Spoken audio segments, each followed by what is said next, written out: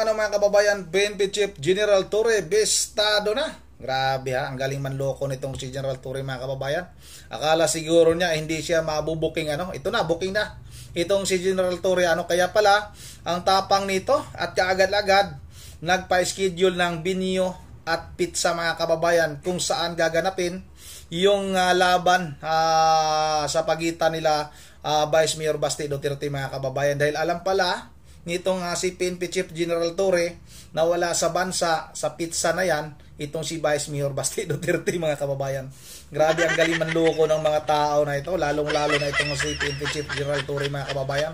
Grabe ha, pinagluloko niya ang taong bayan, lalong-lalo na yung mga pumupunta sa lugar kung saan nga gaganapin sana yung laban sa pagitan ni Vice Mayor Basti Duterte at ni PNP Chief General Torre mga kababayan. Kaya pala agad-agad sumagot ito sa hamon ni Vice Mayor Basti Duterte itong si PNP Chief General Torre dahil dito mga kababayan ito na nabubuking na natin.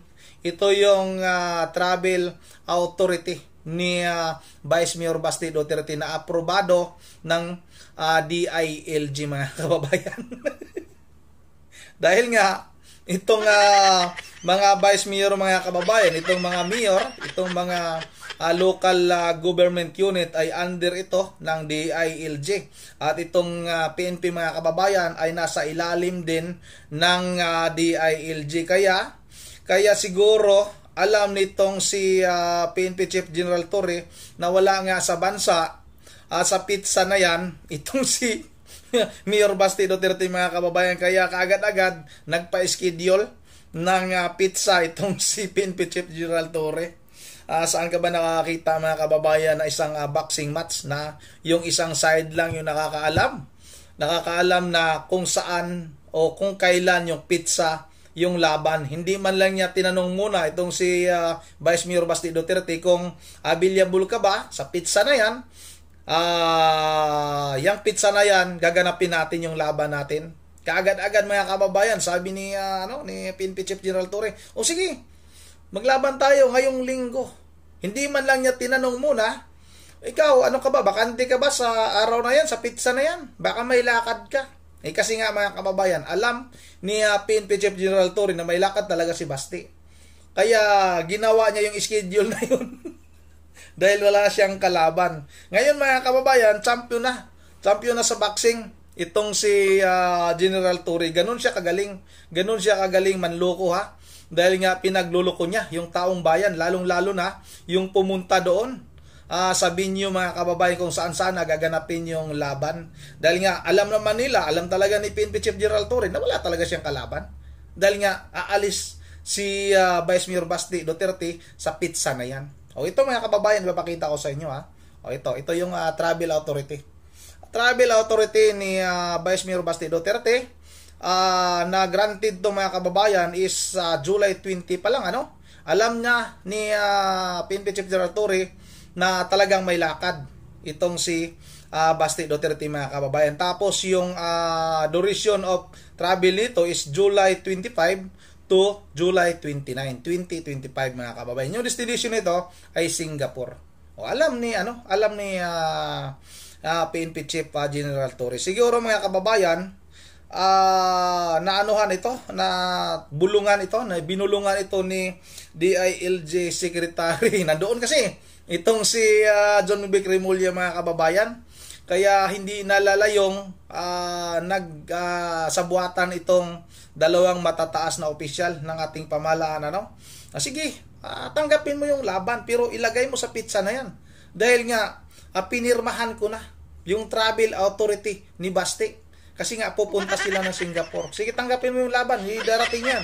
At maging sa tingin ng ating mga kababayan ay napakatapang mo. Dahil matanda ka na pero lumaban ka sa isang bata na katulad ni Basti. Hahanga sa'yo yung taong bayan. Akala siguro niya hindi siya mabubuking mga kababayan.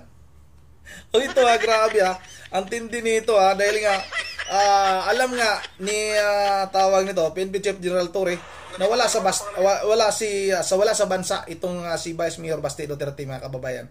At ito yung pahayag ni tawag nito ni PNP Chief General Torre pagkatapos ng kanyang laban. Sarili niya lang, mga kababayan, yung kanyang nilalabanan. Walang kalaban, tapos naging champion pa siya ngayon.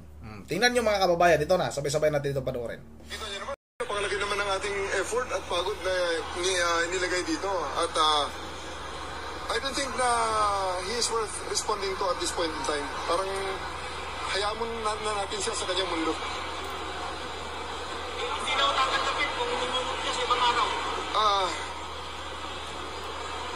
Sabihin niya lang at tingnan natin kung ano yung... Hindi niya na masasagot, mga kababayan. Hindi niya tatanggapin yung hamon na yan. Kasi nga, itong si Vice Mayor Basti Duterte, mga kababayan, ay reschedule, no? Para makalaban nga itong si PNP Chief General Torre. Pero itong si General Torre ayaw nang lumaban, mga kababayan, dahil alam niya naman talaga, nung araw na yun, nung pizza na yun, ay wala talaga, wala sa bansa, itong si Basti Duterte. Kaya ang lakas ng loob. Ang lakas ng loob ni General Torre.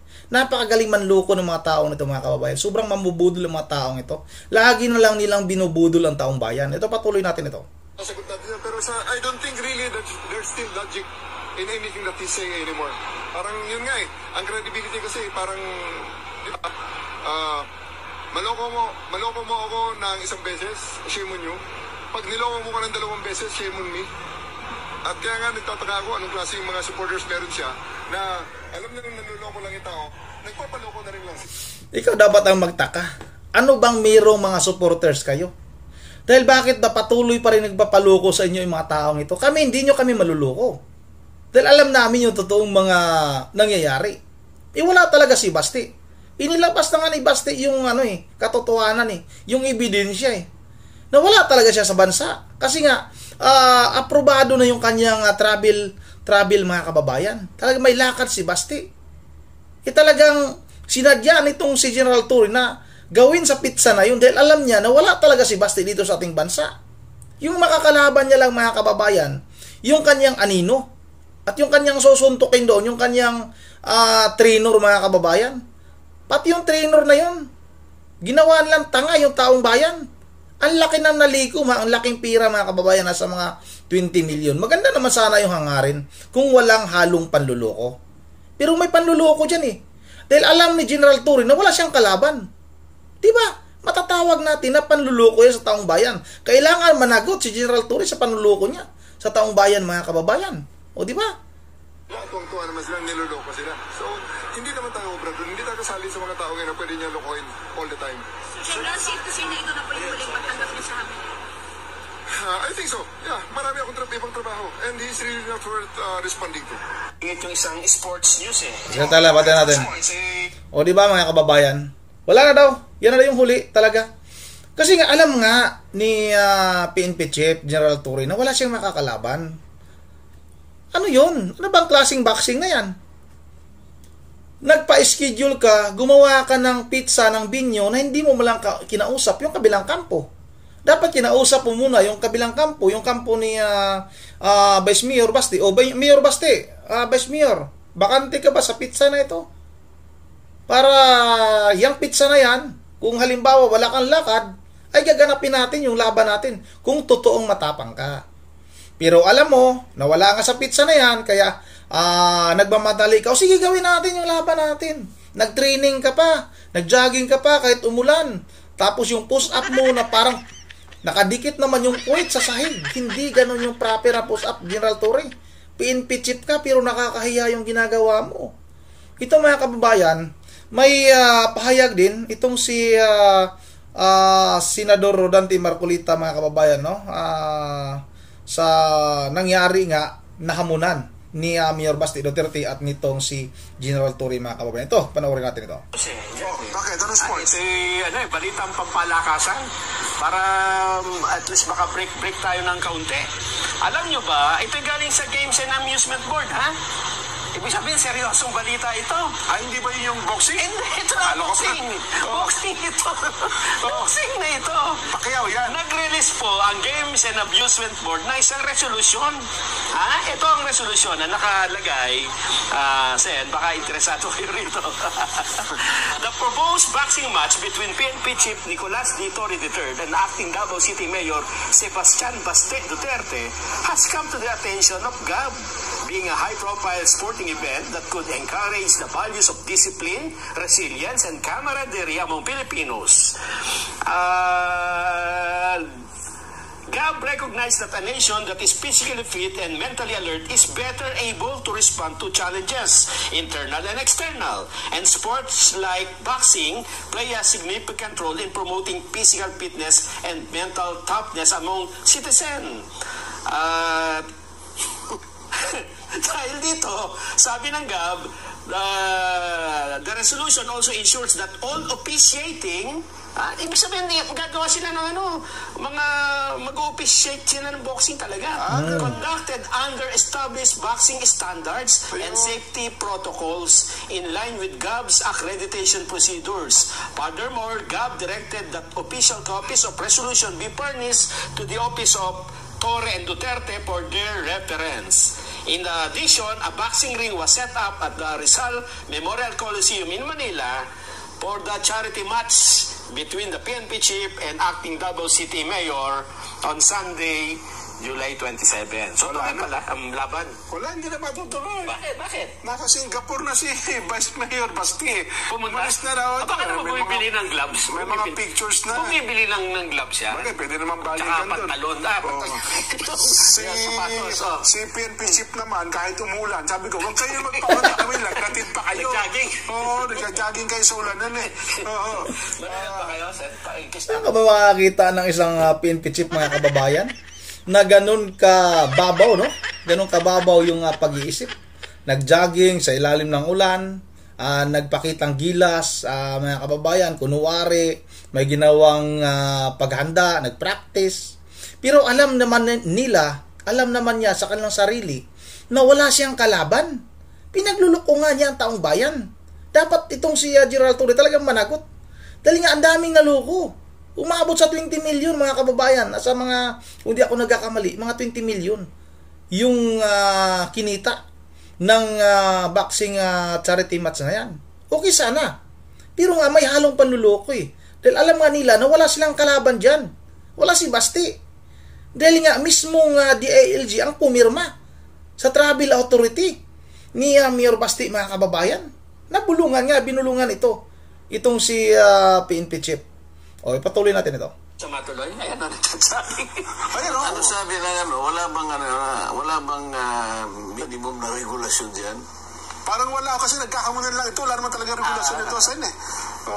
Hindi naman ito sila mga boxer talaga. Wala kategory, Kumbaga ito na lang samaan na lang. Paglalabas na lang samaan na lang. Papawis lang kanya. Ako naman, ang ibig ko sabihin, kung gusto magpapawis, hindi yung nakakasakit, di ba?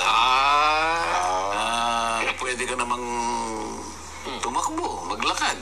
Kamukha mo, ayun, medyo nagagawa ko ng unti-unti yung gusto dapat kong gawin. Yung meron akong yung treadmill. Yun. So, nakaka-30 minutes ako. Tsaka yung speed ko nasa number 5 na ako, 5.5 na. At na lang pala Mabilis na yun, laban sa Family Pandra. Diba? Takbuhan na lang. August 23. Pero para gawin mo na parang suntukan, hindi ako masyadong naniniwala doon. Oo nga po, ako rin Kasi kailangan ba yung ganon? Dumating pa sa puntong gano'n mukhang nagkakapersonalan sila ang problema ngayon. Nandun nga yun papayag ka ba, halimbawa, opisyal ka, may influensya ka ng personalan na gano'n. Hindi maganda para sa tao na maging halimbawa yung sa bagay. Gusto mo magpapawis? Ang daming parang para magpawis ka, di ba? Pahin ng goto. Yun ang mga kababayan, yan yung pahayag ni Senador Rodante Marcolita na huwag na sanang idaan sa pasakitan. Dapat idaan nyo na lang sa, kung gusto nyo magpapawis, idaan nyo na lang sa takbuhan, sa treadmill, pwede kayo magbuhat kayo ng mga plates. Kung gusto ninyo, ikaw General Torre, kaya mo ba bang magbuhat? Sa gym, siguro kaya mo pa naman. Dahil nga nakikita natin yung push-up ni General Torre, mga kababayan, na parang isang dangkal o kalahating dangkal lang yata yung inaangat ng kanyang katawan. Tapos yung puwit nakadikit sa sahig, mga kababayan. Hindi ganun yung proper na push-up, mga kababayan. Yun ang sabi nga ni Senador Rodante Marcolita, tumakbo na lang kayo. Huwag na yung ganyan na mag-aaway kayo, magsuntukan, magkasakitan. O gusto ninyo, pero nga mga kababayan, kung talagang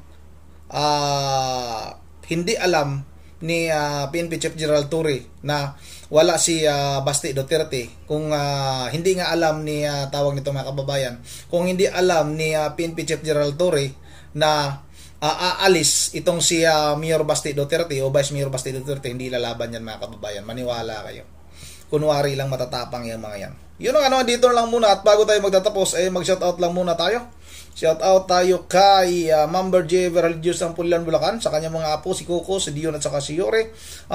Shoutout kay Romeo Agamit, shoutout kay Virgilio Flor, shoutout kay Josephine Nacionalis, shoutout kay Ma'am Joyce ng Japan, shoutout kay Edgardo Tolentino, kay Manuel Karamat, kay Santiago Montero, kay Domingo Paharis, kay Gina Barrera, shoutout kay Felix De Leon, shoutout kay Juan Hernandez, shoutout kay Ag, shoutout kay Daddy Pit Mabait Pogi, shoutout kay Ma'am Michelle Bolima, shoutout kay Ima Asustilia, kay Ilo Pat at kay Estrella Batalya. Yun na dito lang muna. Oy, Pinoy komentary, maraming salamat at kay Juvenal RC. Yun na dito lang muna, at once again, this is Rondi TV mo. Ingat ang lahat. God save the Philippines.